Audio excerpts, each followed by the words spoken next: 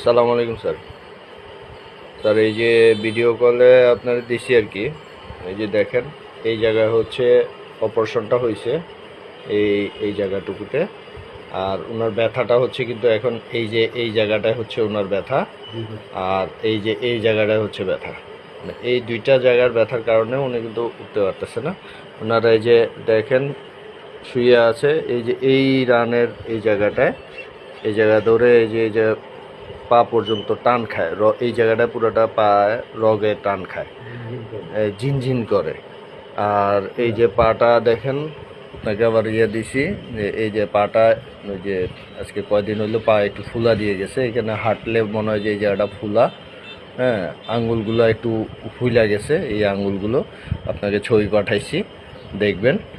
আর এই জায়গাটা সবচেয়ে সমস্যা হচ্ছে এই যে এই জায়গাটায়, এই এই সাইডটা ধরে এই জায়গাটা ওনাকে ধরে রাখছে, আর এই সাইডটা ধরে এই জায়গাটা ওনাকে ধরে রাখছে, যার জন্য উনি উঠতে পারে না, এবং উঠলে প্রচণ্ড ব্যথা করে। কিছুক্ষণ বসলে এই জায়গাটা প্রচুর ব্যথা বাইরে যায়।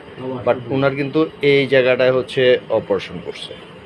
এই যে দেখেন, আমি আরও ক্লোজভাবে দেখাচ্ছি ওনার অপারেশনের জায়গাটা।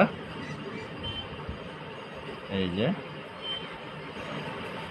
তো স্যার দেখে একটু